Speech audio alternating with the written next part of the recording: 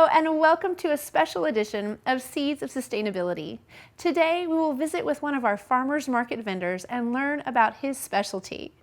Roasting coffee beans and brewing coffee can seriously be an art, so the longer that you spend on each, the better your coffee will be.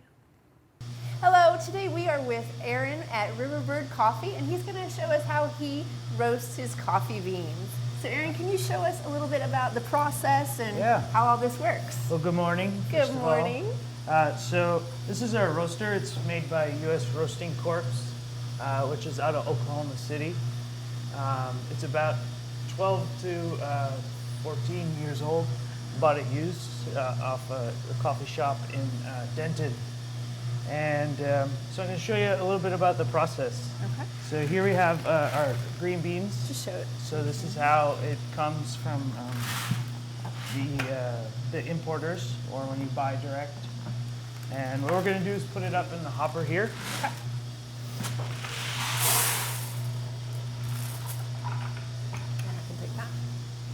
And so how this process works is we're going to drop it down into a drum, and it's going to go for about 10 minutes or so. It's a smaller batch. We'll open our lid. Oh, cool. So you can see all the little coffee beans. What's happening right here? Is that going into the barrel right here? Yep. Okay. And a couple things that we want to pay attention to is the color change. And we're going to also pay attention to airflow, which we're going to adjust right now. Okay. I think you showed me. We take this out, right? Yep. Okay. Kind of cool. So we're going to, right now the airflow is going to be kind of strong going out that way. We want it to be kind of balanced. Okay. So you can see the flame keeps going out. So the airflow is too hard, right? So now it's just right? Yeah, it's about where it should be there. And what is no, for the second? Yeah. What's the importance of having so what the airflow is going to do is it's going to remove a bunch of the gases and things, okay. But also it helps you develop the sweetness of the beans. Okay. And then so think of like baked flavors and things like that. You're really starting to smell it too. Yeah, you'll begin to. Once it gets into like, you're going to start to get bread flavors and baked like that. That's going to happen around like the 2-3 minute mark. Okay. Now I was going to ask you, tell us a little bit about the history of Riverbird Coffee. All right. And so, like how'd you get started? Yeah, we launched at the end of 2013 officially. I registered the company on November 12th, which was my mother's birthday. Oh, and she inherited some money to me after she died of cancer. And so she was a big coffee fan, but she only liked like the traditional like Dunkin' Donuts and stuff. I've heard it's pretty good. I've never tried it, but I've heard it's good. She likes that. So it was always hard to get her to drink the good stuff. Yeah. But I never liked coffee growing up. I never liked that that kind of taste. And I was a teacher in New York, a special ed teacher in Brooklyn, and went into a coffee shop called Gorilla Coffee. And it just kind of blew me away, the whole coffee experience, what it should actually taste like, and where it comes from. And then just watching the people interact, coming and going, just absolutely blew me away in terms of what it could possibly be. So the ideas have been brewing for a long time, nearly 10 years now, but the actual companies, this will be our 3rd year. Great, good. Doing that. So what's going on? I do see that they're kind of changing color. Kind of get like a little bit of golden color. Yep. A couple of things that we want to kind of pay attention to is what the temperature is at. So you have an online or an app in a sense? Yeah. Of how you the app will determine rate a little bit of the time and help me keep it much more accurate. And we could just do by sight, smells, and just a regular stopwatch. Right, okay. But it'll help me track the data later on. Awesome, good. And then tell us about your beans. Where do they come from? So this particular bean comes from Huehueya Tango, which is in Guatemala. Huehueya Tango. Huehueya Tango. Yeah. And it's 100% woman produced. This particular one. Tell me more about that. How did, in what way? So So it's a I don't business? have the means at this point to go out and like direct trade. Okay. So when I work with some pretty reputable importers, I find as much information as possible. Where the beans come from, how it's grown, who's involved, those types of things. So this particular one I thought was really fascinating in that it's 100% woman produced. And is it women owned as Yeah, well? so they Oh, own it, they process okay. the coffee, and they mill it and ship it out. So to me, love it. the story with that is really fantastic. And that's the part that I really enjoy about coffee is that you get to tell this wonderful story about the families and things like that. Where it comes And then from. as we continue to grow, our mission is to become direct trade within 5 years. So we'd go directly to the farm to make the purchases.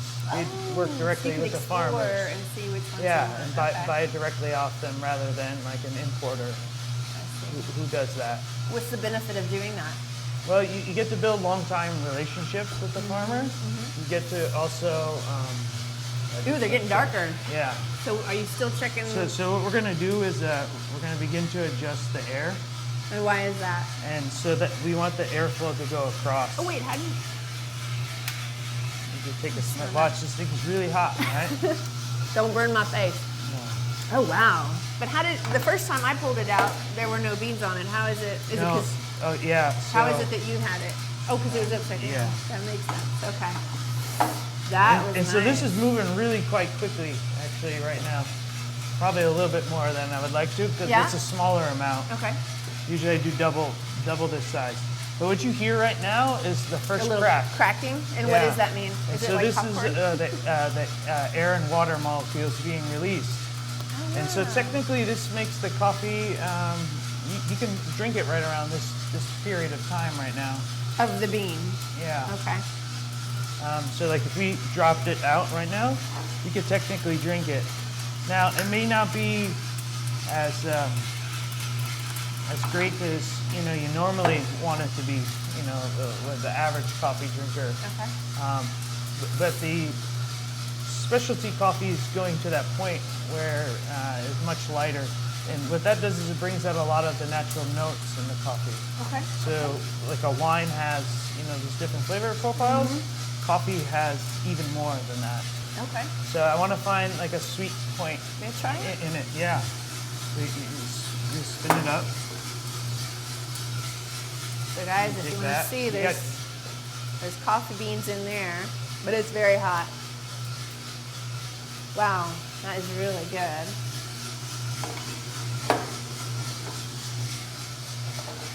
How big is this, I guess, drum? This is 3 kilograms, Okay. so it can hold just under 7 pounds. Okay.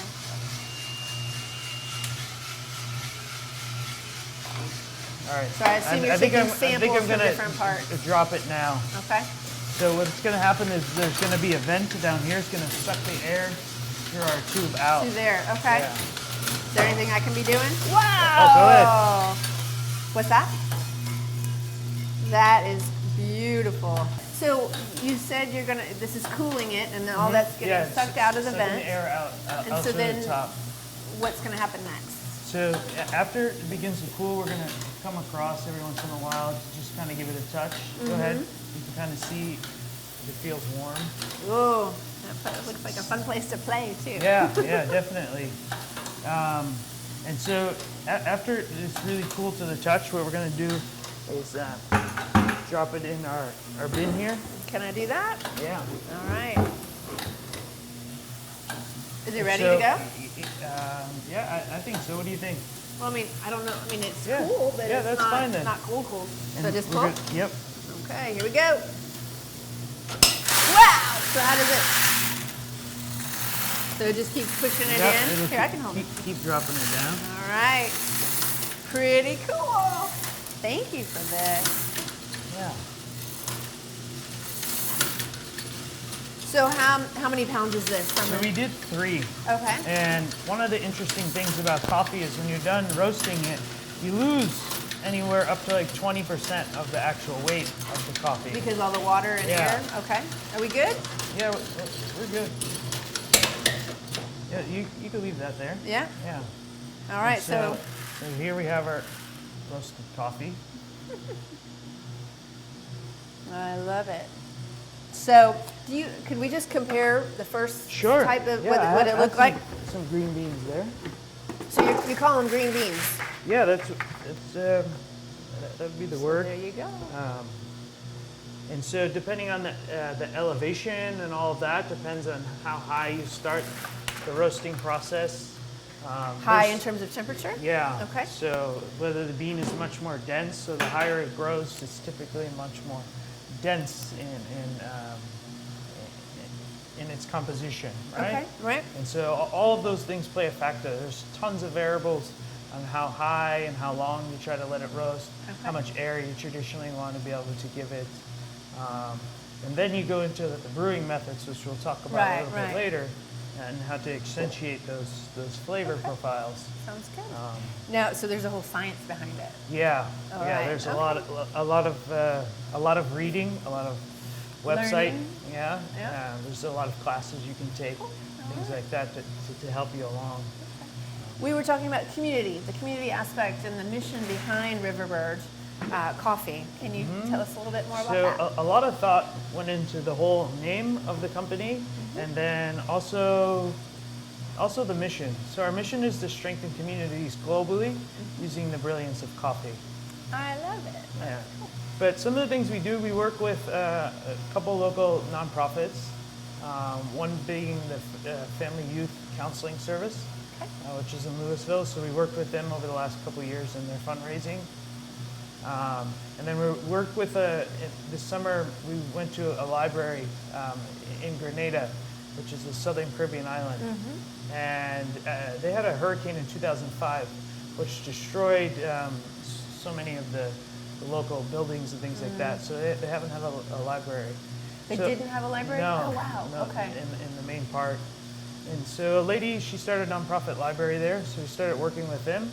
And through our coffee sales and donations at the farmers market, we were able to raise $150.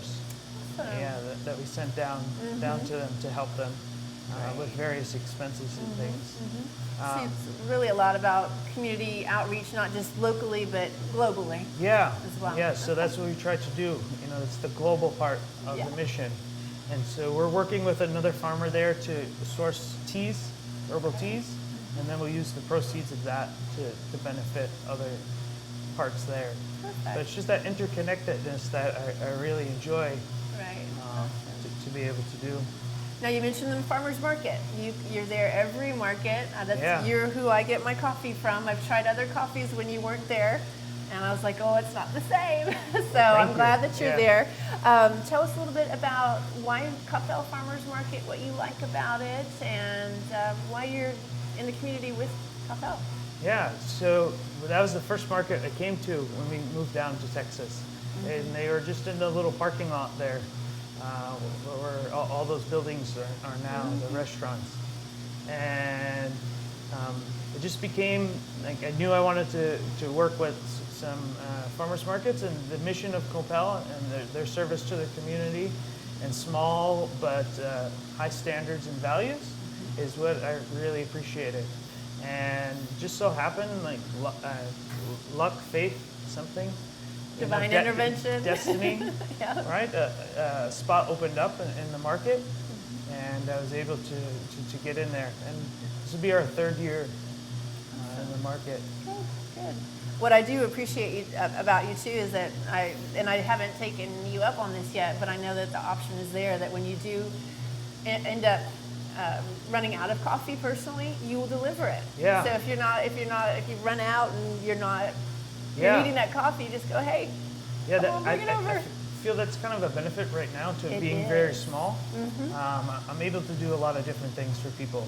I can roast somebody a darker roast if they prefer, or try to meet their needs.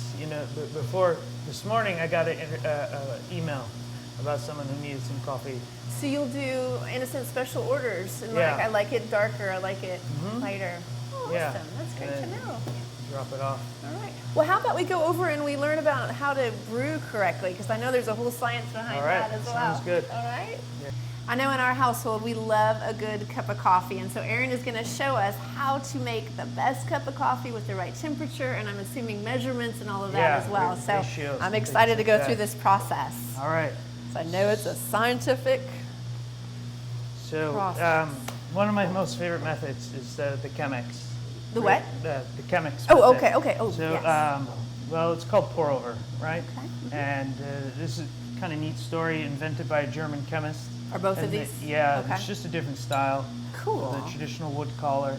But you notice it looks like something in a chemistry A lab. science lab, yeah. It's What does that feel? guy invented it in Massachusetts in the 1940s. And it's great when people come by in the farmer's market, like, oh, my mom or grandmother had one of those. Cool, okay. And some of them still use it today. Right. You might get me to try it and Yeah. use it at home. All right, so we're gonna make just a real simple, basic cup of coffee. So we have our beans here, Okay. and we're gonna put that on there. All right. Power it up.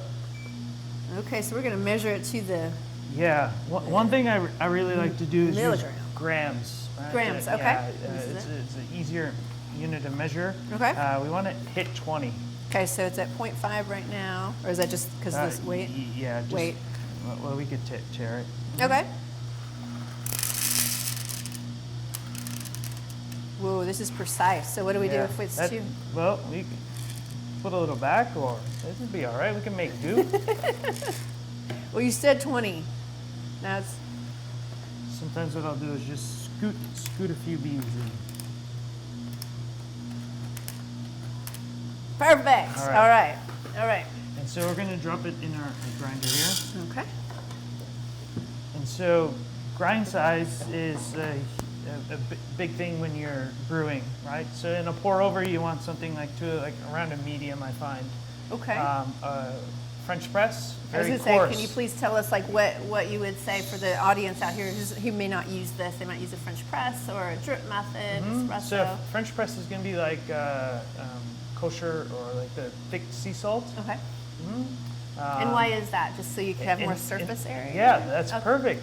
Look at that. Excellent. It's all about surface area and Okay. contact time with the water. Okay. Right? So you think of it as that. So how much, the more that it has contact with the water has contact with the bean, and the more time that is, it'll bring out bitter flavors. So if you notice your coffee's getting a little bitter over time, Okay. right? You want to cut back, make it a little bit more coarse. I see. Okay. That's good to when you're know. doing something Okay. like that. So you talk about French press. What about drip method? What is The drip method, you want it to be about medium. Medium, the So, same as this. Yeah. Okay. Yeah. And espresso almost powder. Yeah, right? espresso's gonna be really fine because that's shooting the water with really high amounts of pressure through, and it's the contact time is very little. That's true. Okay. Yeah. So So this is start. set at medium, meaning right here? Yep. Okay. So I just push start.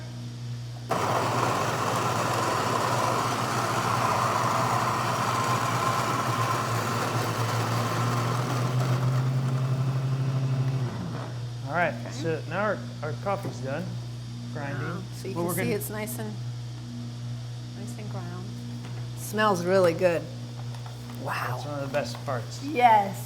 It does smell like heaven in here. Yeah. Well, we're gonna put in a filter first. Okay. And the great thing about Chemex is that they make their own filters for it, specifically designed. Oh. Yeah. Wow, okay. We'll just drop that in. And where Before can you one do get that, this type of online. online? Okay. Also, oh man, it's not Central World Market. I've seen World them Market. at. Yeah, they have pretty good deals, and you can use a coupon. Well, have you thought which about is maybe selling it fantastic. yourself? I did. To people at yeah, the market? I did. It's just, Drop it I in think not yet. What we want to do is pre-wet the filter. Okay, pre-wet. Okay. with our water. With this? Yeah, and we're using a temperature between 200 and 201. Okay. See, again, precise. So I just come around like that a little bit? Yep. Okay. And All of it? Yeah, that's good. Okay. And just so put it this will back? do two things.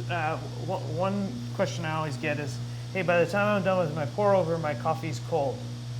right? It's That's much true. cooler. Yep. Yeah. And so one thing I recommend is that with the process that we just did, it's going to remove some of the paper taste. So if your palate is really good, you Right. get the paper. I don't know, So it's- sometimes. Okay. But also what it'll do is it'll warm the glass, Oh, okay. right? Yeah. So then you don't have loss of heat. True. Okay.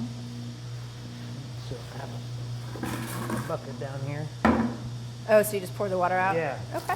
Get rid of that water. Or use your Now- sink, right? You don't have to have Yeah. a bucket in your kitchen.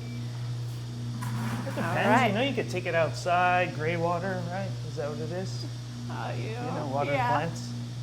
So use that? Yep. Okay. Dump that in there. All right.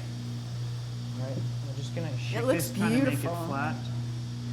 We're gonna. Now there's little pieces in there that are lighter. Is that the Yeah. shell or what is that? Yes. So that's just I don't know if was you wanna part see. of the outside of the bean Okay.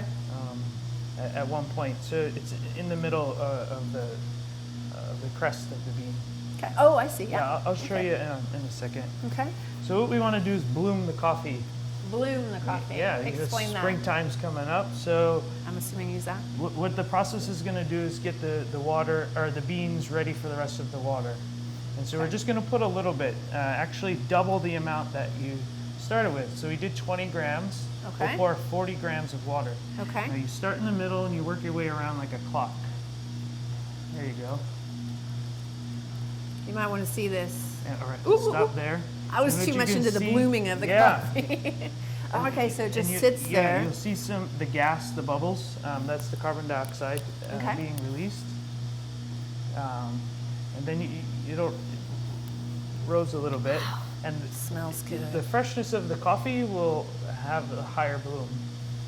And bloom is the So yeah, this is as it rises. It'll kind okay. of rise The like a scent flower. or the bubbles? No, the Everything. coffee. Yeah. Oh, And that's yes. why it's called the bloom, because it's like the beginning part of the flower. Right. Okay. That makes sense. Okay. And so we could pour some more water over. Okay.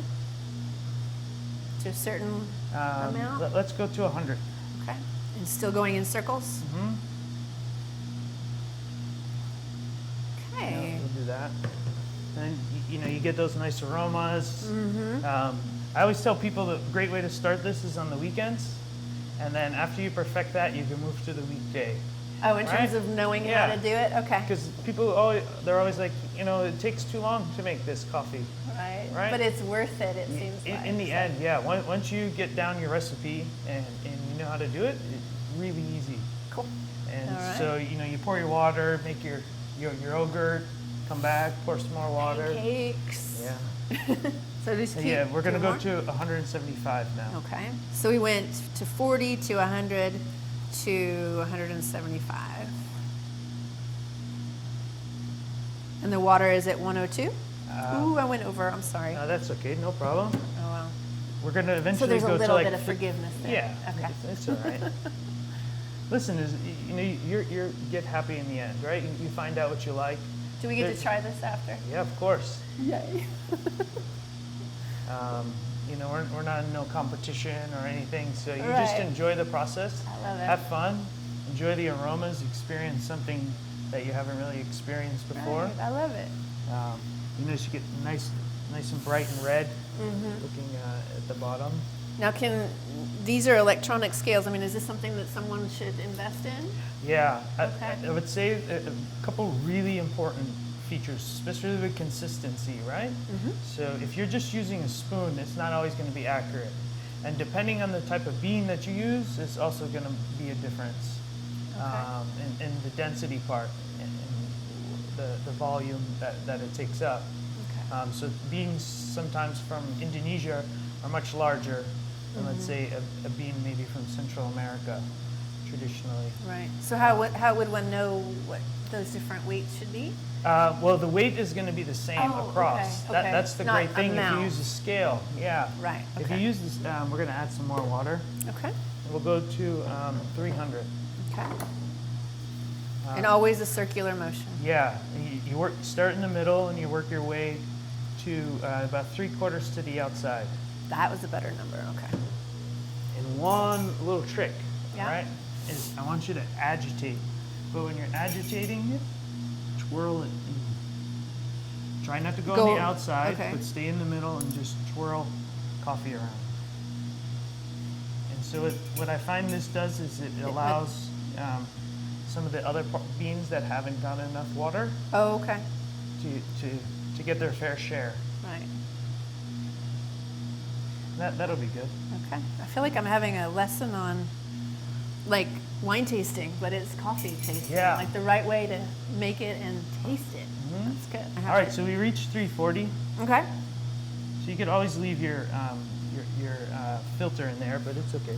Okay. You could leave it while you're pouring it. Yeah, Okay. and it'll kind of keep the heat in if you're done. Okay. You swirl it around. Yeah, so what that does is it kind of mixes all the coffee up. Okay. That Oh, it looks beautiful. won't settle. Give you that for right now. Pour a little bit more. All right. in a second. I love the whole process. It's not just throwing a cup of coffee Yeah. together. Thank you. And that's the part where the I get community it good. comes in for me. How so? Is the process and time, right? So you have about 300 million people involved in the process of coffee. Mm-hmm. You have all of these families, that's their livelihood. And then, the shipping then comes here. We get the final product. We get to enjoy it. Yeah. Yeah. And, just that, I guess, symbiotic relationship of everything, right, is so important to me. And, the happiness that you get, from a good cup of coffee Well, is thank you. fantastic. And I'm really thrilled to be able to share that at Coppell and educate and help people experience something totally different. Great. Well, I look forward to seeing you at the next market. Thank you Thank so you much very for much. your time. I have to try this now. So, Yes. oh, it's good. Thank you so much, Erin. I have to say that the smell of that coffee was absolutely divine, so the process of getting there is definitely worth it.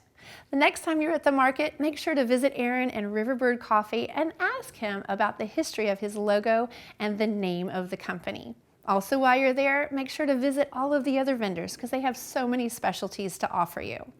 To keep up to date on classes and other events, make sure to go to our websites. Thanks for watching, and we'll see you next time. Bye-bye.